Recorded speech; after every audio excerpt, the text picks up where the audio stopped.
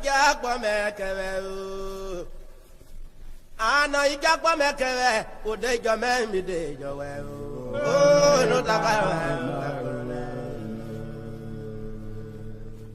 aye mario kalo digwe ko ibo ana ijakwa mekere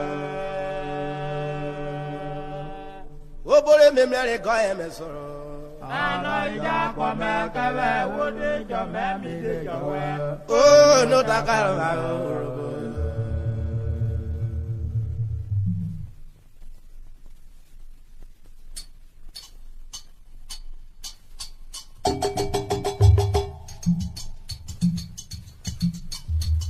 ana ijakwa mekere yana ijakwa mekere odejo memi dejo we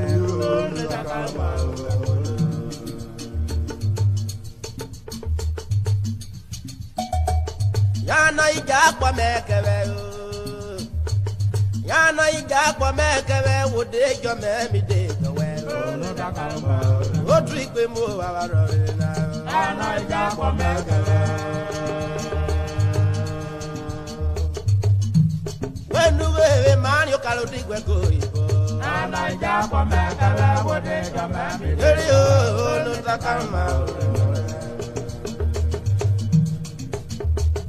ana ijakwa mekere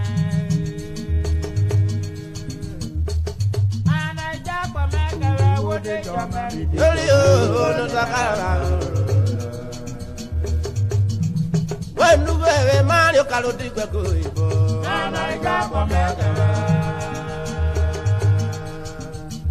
e man yo kalo digwe go ibo ana ijakwa mekere odejo memi eri o no takama biuje ana ijakwa mekere iye iye iye iye ana ijakwa mekere odejo memi eri o no takama wenu go bo me mere ko emesoro ana ijakwa mekere e man yo kalo digwe go ibo ana ijakwa mekere odejo memi eri o no takama te wan re yire wo e te wan re yire wo o foto fenu ye ya we bre no ri go si o e te wan re yire wo e wado itawale jirewo ande itawale jirewo wo foto fenu ye ya we bre no ri go itawale jirewo ete wan re yire wo oko ete wan re yire wo oyo mare fe ye mo weri o jari go yo ete wan re yire wo wado itawale jirewo itawale jirewo wo foto fenu ye ya we bre no ri go itawale jirewo o foto fenu ye mo weri o jari go itawale jirewo o foto fenu ye mo weri o jari go itawale jirewo wonu wo feri o yo ni weri o jari go itawale jirewo e mario ka ano ijakwa mekere itawale jirewo o dejo me o bi dejo we o itawale jirewo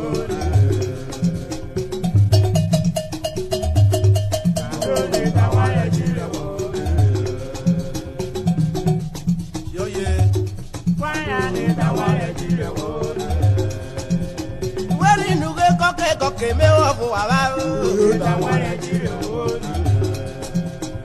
ape yere o fu me yan re fi so itawale jirewo what am ready o wo yo ma itawale jirewo wo je ready wo je yo ma re apo itawale jirewo yo ye itawale jirewo weri nuge o bolo kirie o itawale jirewo obolo kirie aka mo no fu gbogbo yo Wo photo fenu ye ya weri o jari go. Wo photo fenu ye ma weri o jari go.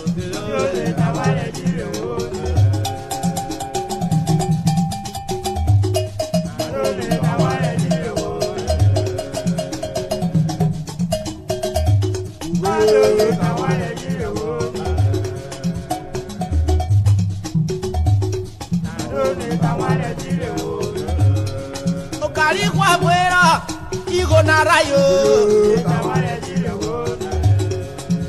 igo naraye jojari ayirigo igo narayo jojari ayirigo akpo weri nuge adato gbogbo lotoro yo ojari be awo kokori ko akpo ojari be awo kokori ko kino igo na rewe no ojaro mare weri go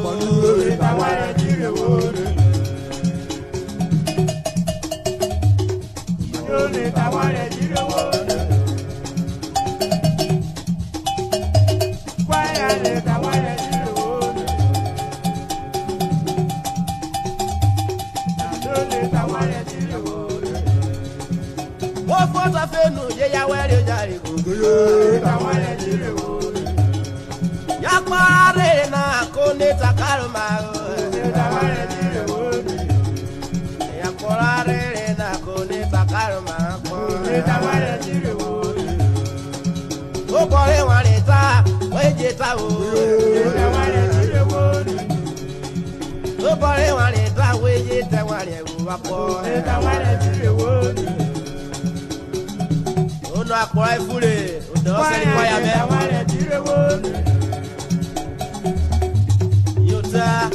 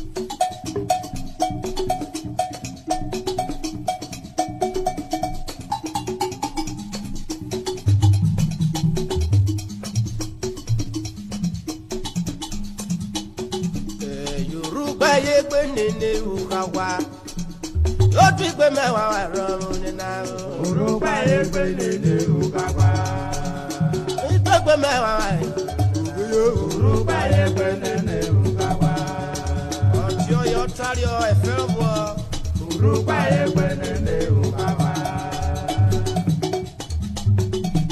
Urukpe igbe nene Ukagwa ono tare Lord Chief Alam Marowe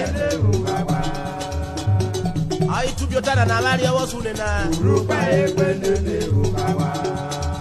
O ma mo ro ko pe ka we pire o. Urukpe ekwenene Ukagwa. O ma mo ro ko pe ka we pire. Urukpe ekwenene Ukagwa. Urukpe ekwenene Ukagwa. Lord alarm so I tare. Urukpe ekwenene Ukagwa. Ano bo Urukpe babo yan ye gbera. Urukpe ekwenene Ukagwa. Oye. Urukpe ekwenene Ukagwa. Ode chibi Lord alarm abaro be. Urukpe ekwenene Ukagwa. Ogwo na meswa na okworofu o. Urukpe ekwenene Ukagwa. Okworofu orere rapo. Urukpe ekwenene Ukagwa. Urukpe ekwenene Ukagwa. Ukokore ti bi eni kan yo ba o. Urukpe ekwenene Ukagwa. Ukokore ni bi eni kan yo ba. Urukpe ekwenene Ukagwa. Teta ye ro yo. Urukpe ekwenene Ukagwa. Aye ro ye na o de ro ye kesta o. Urukpe ekwenene Ukagwa. Akoro jare na ye na. Urukpe ekwenene Ukagwa. Esta o mu dia ke a. Urukpe ekwenene Ukagwa. Odesta o yo ko wo. Urukpe ekwenene Jani. O wo mu dia ko ja na o gele mu dia ke we. Urukpe ekwenene Jani. Ande o gbogbo yan tarogo. Urukpe ekwenene Ukagwa. O gbogbo de yan tarogo e wo pe diwe. Urukpe ekwenene Ukagwa. O gbogbo de yan tarogo e wo pe diwe. Urukpe ekwenene Ukagwa. Oyo. Urukpe ekwenene Ukagwa. Urukpe ekwenene Ukagwa. Ade alamugbe yaru ka wa me o. Urukpe ekwenene Ukagwa. Oyo mi kewe ta so tubo. Urukpe ekwenene Ukagwa. Wendu ke okoro dudu la pe ye we. Urukpe ekwenene Ukagwa. Okwo ye na ke ra vera mi o. Urukpe ekwenene Ukagwa. Yo ye. Urukpe ekwenene Jani. Kemu lo keru o. Urukpe ekwenene Ukagwa. O meweri josi ni kan yo se ago. Urukpe ekwenene Ukagwa. Ode she flood lamp and lamp. Urukpe ekwenene Jani. Oga nebe yo ko we o. Urukpe ekwenene Ukagwa. Kasa kasa ruwo jobo wi ene no ko e wa me. Urukpe ekwenene Ukagwa. Yo tri pe bo awa ro mi na. Urukpe ekwenene Jani. Yo ye. Urukpe ekwenene Jani. O ma mo ro ko gbe ka we bi re o. Urukpe ekwenene Ukagwa. O ma mo ro ko gbe ka we bi re abo. Urukpe ekwenene Ukagwa. O boru Urukpe dana ko ya ra ri o. Urukpe ekwenene Ukagwa. Oye. Oye. Oye. Urukpe ekwenene Jani. Eni oyo. Urukpe ekwenene Jani. Wendu ke ori kuweri. Urukpe ekwenene Jani. Ori kuweri re boda kuweri abo. Urukpe ekwenene Ukagwa. Okoro Urukpe gbiye biye abo. Urukpe ekwenene Ukagwa. Ogbo kokoro koko ni bi eni oyo bi kai lo. Urukpe ekwenene Ukagwa. Ufo ma dia ko aba. Urukpe ekwenene Ukagwa. Ai nenu agogo. Urukpe ekwenene Ukagwa. Urukpe ekwenene Ukagwa. Wendu ke apeye lo di sisi alamo. Urukpe ekwenene Ukagwa. Apeye ro e ano wa re meri o. Urukpe ekwenene Ukagwa. Rere me meri o. E ko yo sani o. Urukpe ekwenene Ukagwa. Rere me meri o. E ko yo sani o. Urukpe ekwenene Ukagwa. Yo tri pe bo awa ro mi na. Urukpe ekwenene Ukagwa. Nike, oyo ikowo. Urukpe ebelele ukagwa. Urukpe ebelele ukagwa. Mama gbogbo kawe mi. Urukpe ebelele ukagwa. Urukpe ebelele ukagwa. Lord allows me so na apeye gbabo. Urukpe ebelele ukagwa. Ogbe o ya apeye rere pa. Urukpe ebelele ukagwa. Yare dago pikura pa e o. Urukpe ebelele ukagwa. Otade mo lo ko de talo ni o. Urukpe ebelele ukagwa. Egbe biu.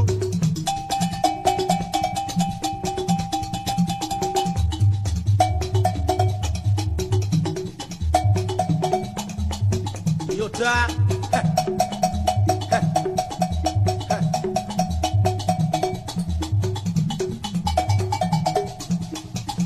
Marikedo.